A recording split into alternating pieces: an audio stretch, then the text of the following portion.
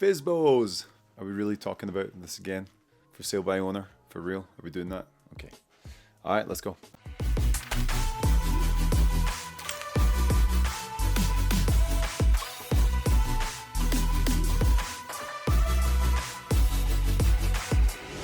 What's up guys, Lewi Gault here. Welcome to the channel. As always, nice to have you here. If you haven't been here before, you can do all the stuff that everyone else tells you to, the same as you can do other channels. Subscribe, like, comment, do all that stuff. If you don't, then that's all good. We can still be friends. Anyway, today we are talking about FSBOs, for sale by owner.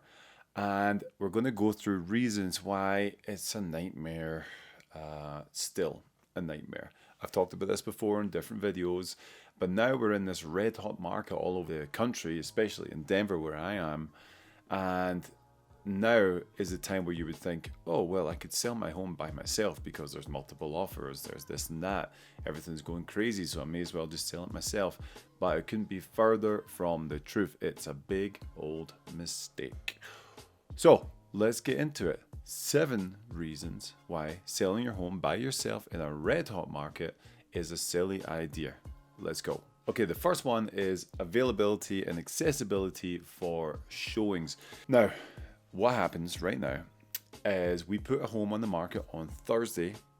We start showings on Friday, Saturday, Sunday, and usually it's sold by Monday, and that's how it goes. And if you're too late to see the property, or if you've got a client who sends you and says, hey, can we go and see this? A lot of the times, all the showings are completely booked out and it's crazy. So obviously, as an agent, I have Showing Time, the tool to schedule everything. There's no overlapping showings and all that good stuff.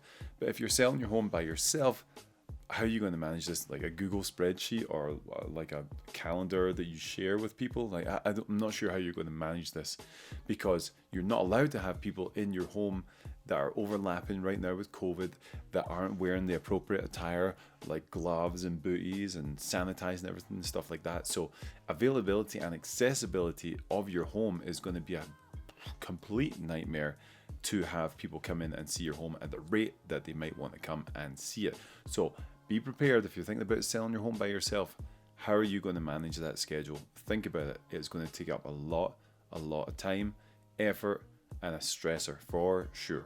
And then keeping on the theme of showings, the next one is safety protocols. Yes, there are safety protocols for showings. You might not know about them if you're for sale by owner, but there are. And these are mostly sanitary things, like gloves, booties, wiping everything down, not touching certain surfaces, how many people you can have in the property at one time, the amount of time you have to have between parties that are going through, and there are a ton of other hoops that you have to jump through to make sure that everyone is clean and safe and all that good stuff with COVID still going on. And of course in Denver, we're in the tail end of winter right now, but usually in March we get the most snow we've ever seen, so that is on the horizon. And in cold weather, what happens? You got a ton of people coming in from the cold. They get into a hot environment. You have all your big jacket, all that stuff on. Everyone's sweating and doing all that stuff. It becomes a pretty unsafe place if all these people are coming in and someone has COVID or whatever. So there are a ton of safety protocols that you have to take into consideration if you are letting people inside your house, especially if you're living there. If it's empty, then that's a whole different subject. But if you're living there and your family's there, for sure, take it easy. Let people in when they can come in, schedule it properly. So safety is a big one. Okay, the next one, I did a video on this a few weeks ago about multiple offers and how to manage that, and that is a big one. So check out that video on multiple offers if you want to dig more into this one. But multiple offers sounds great, right? Tons of people want to buy my house. This is amazing, cool. But what do they all look like? How are they different? Like, which one is actually best for me is a lot of the times not the one with the highest price tag. It's the most solid one that's guaranteed to close. So you have to be able to dig into that. What is your system going to be for that if you're for sale by owner? Do you have a spreadsheet built out where you can handle all the data in that? Are you going to just do it on a pen and paper? Like, you're just going to guess which one you want to take? You have to figure this out. So a qualified agent has all these tools and processes and systems in place already, or at least they should have. If you don't, hit me up. I'll have that stuff for you if you need it. and go through that and figure out which one is the best deal for what you are looking for. Because remember, it's not always the top line, it's what you are looking for as the seller. Are they going to let you stay longer? Have they got an appraisal gap in there? What does inspections look like? A ton of different things. Like I said, there's a video a few weeks ago we dropped on that one, so check that out. Okay, the next one is accepting an offer, which is great. But now what do you do? How do you manage all of this process? Do you know how to sell a home? Or are you going to rely on the buyer's agent to do that for you? Or if the buyer doesn't have an agent, you're just doing it off market, do you know how to do this at all? So the next step is finding the way to the closing table. Okay, great, you found a buyer who wants to buy your home. That's the easy part. I can put a piece of dirt on the market and I'd find 3 buyers who could buy it right now.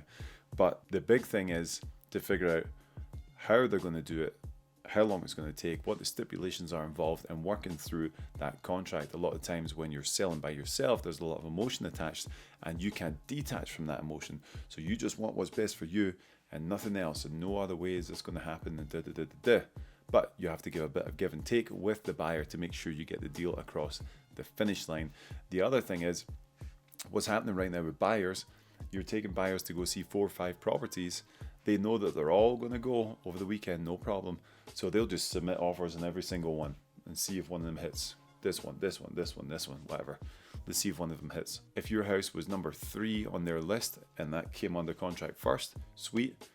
What if number 1 falls out of contract about a week later and this one comes back on and they leave and go to the next one?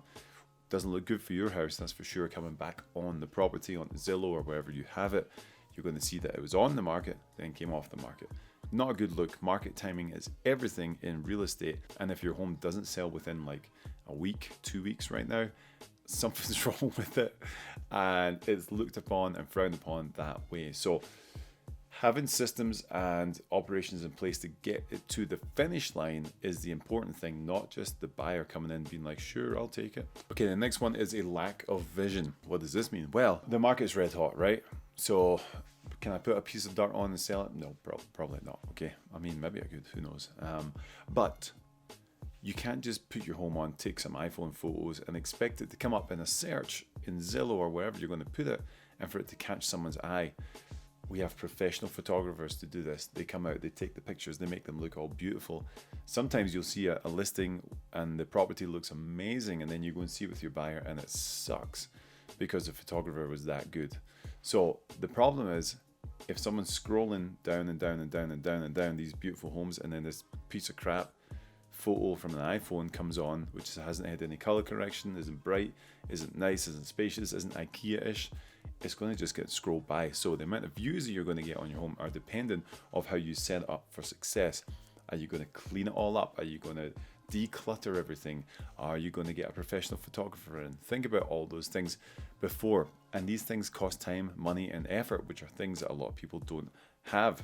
The point is, a lot of buyers are still cautious about going into every single home. So they're only selecting the ones that they really want to see. So you want to make sure it's professionally done and everything is good to go. If you're selling it by yourself, you take pictures on your iPhone or whatever, you're making a big mistake. Okay, the next one is transaction complications. Kind of like what we were talking about, getting the buyer to the table, but let's dig into that a little bit more. Okay, so say your buyer has a real estate agent. Do you know how to deal with all this? Do you know how to do it, like amend extends if they're needed? Do you know how to write a post-occupancy agreement cleanly if you really need one to go to make it legally binding?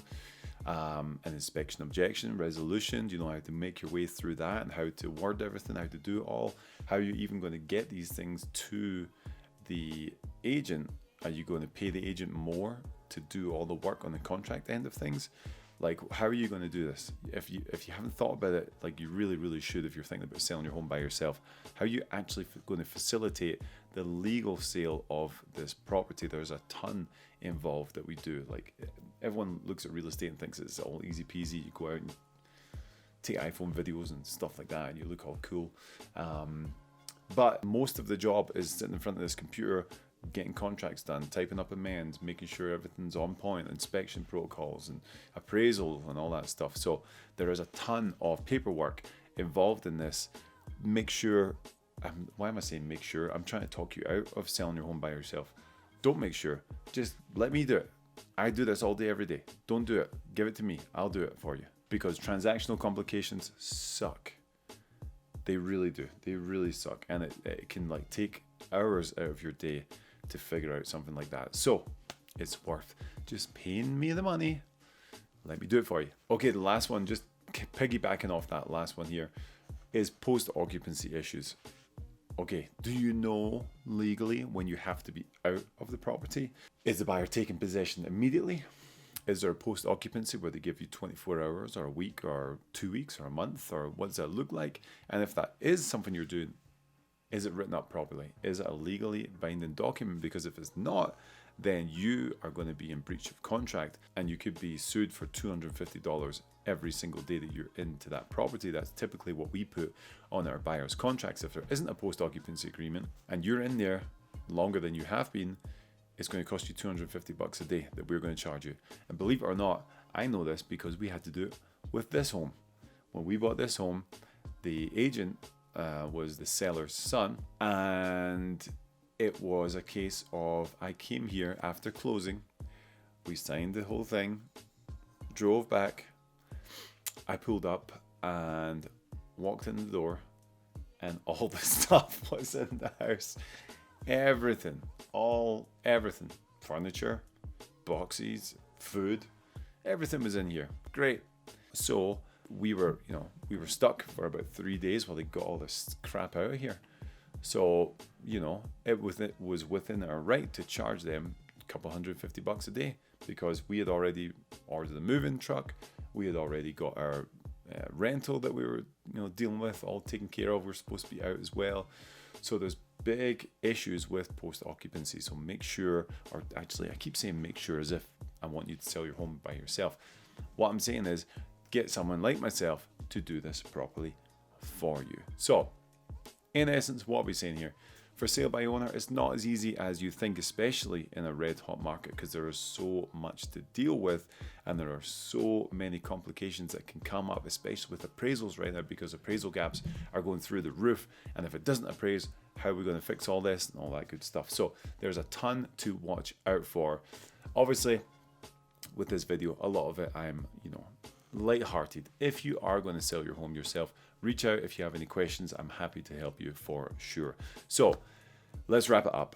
I will be back next week with another video on something or other to do with real estate. I'll be sitting here just like this in my cardigan, keeping nice and cozy and warm. I hope you are doing well. Subscribe if you haven't done already. See you next week. Peace.